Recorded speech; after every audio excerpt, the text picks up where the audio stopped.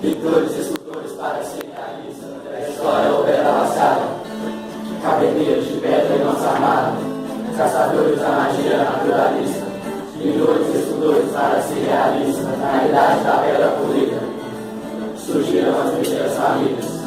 O crescimento das famílias veio a cavalo, por isso o organismo do trabalho.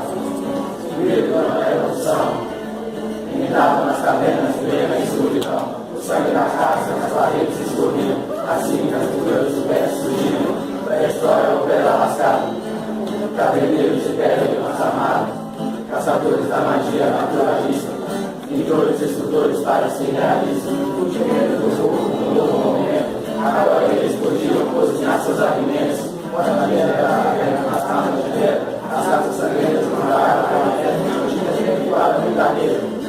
Os pais caçavam e os filhos buscavam a maneira. A arte é a essência, andava junto com a sobrevivência. A história opera lascada, cabeleiros de pedra e nossa armada, caçadores da magia naturalista, pintores e escultores para ser realistas. A história opera lascada, cabeleiros de pedra e nossa armada, caçadores da magia naturalista, pintores e escultores para ser realistas.